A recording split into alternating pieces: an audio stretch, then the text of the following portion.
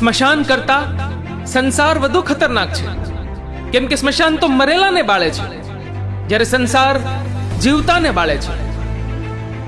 એ જરૂરી નથી કે દરરોજ મંદિરે જવાથી માણસ ધાર્મિક બની જાય, પણ કર્મ એવા હોવા જોઈએ કે માણસ ગમે ત્યાં જાય, મંદિર ત્યાં જ બની જાય.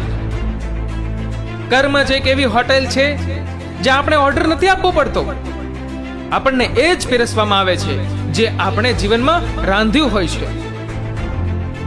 સેલ્ફીની જગ્યાએ ક્યારેક કોઈકનું દુઃખ ખેંચી શકો તેવા પ્રયત્ન કરજો. દુનિયા તો શું, ઈશ્વર પોતે પણ લાઈક કરશે. વિશ્વાસ કરવામાં થોડું ધ્યાન રાખજો સાહેબ, કેમ કે સાકર અને મીઠાનો રંગ એક જ હોય છે. તમે ગમે તેટલા સારા કામ કરો, ગમે તેટલા સારા બનો કે ગમે તેટલા ઈમાનદાર બનો, પરંતુ દુનિયા તો તમારી ફક્ત એક જ ભૂલની રાહ જોતી હોય છે. કળિયુગ છે સાહેબ, જૂઠાનો સ્વીકાર થાય અને સાચાનો શિકાર થાય. યાદ રાખજો દોસ્તો, કોઈ પણ માણસ જન્મથી જ ખરાબ નથી હોતો, પણ સમય અને સંજોગ માણસને ખરાબ બનાવી દે છે. ક્યારેક પૈસાની જરૂરિયાત, ક્યારેક પ્રેમનો અભાવ, ક્યારેક પોતાઓનો સાથ ના મળવો, તો ક્યારેક પોતાનું કોઈ છોડીને જતું રહે. આ બધી પરિસ્થિતિ માણસને ખરાબ બનાવવાનું એક કારણ બને છે. મફતનો રોટલો, નવરાશનો ઓટલો અને રોગનો ખાટલો એ ત્રણેય સગા ભાઈઓ છે.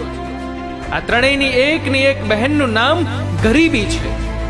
આ ચારેય સંતાનોની સગી માતાનું નામ આળસ છે. સમયની સાથે બદલાઈ જાઓ અથવા સમયને બદલતા શીખો. બુદ્ધિશાળી વ્યક્તિ અવસરની રાહ જોતો નથી, પણ અવસર ઊભો કરે છે. જેની ભાષામાં સભ્યતા હોય, એના જ જીવનમાં ભવ્યતા હોય. જો હારવાથી બીક લાગતી હોય તો જીતવાની ઈચ્છા ક્યારેય ના રાખતા. વિશ્વાસમાં ફરક હોય છે, બાકી તકલીફ આપણને કમજોર નહીં, મજબૂત બનાવવા આવે છે. નાની જિંદગીએ મોટો સબક શીખવી દીધો. સંબંધ બધા જોડે રાખો, પણ ઉમ્મીદ કોઈ પાસે ન રાખો. ગુસ્સાની એક ક્ષણ ઉપર જો તમે નિયંત્રણ રાખી શકો તો પછતાવાના 100 દિવસ બચાવી શકશો. જીવનમાં સુખી થવાનું એક જ સૂત્ર, ના કોઈ અપેક્ષા, ના કોઈ ઉપેક્ષા. સમયને થોડો સમય આપો, સમય આવશે ત્યારે સમય બદલી જ જશે.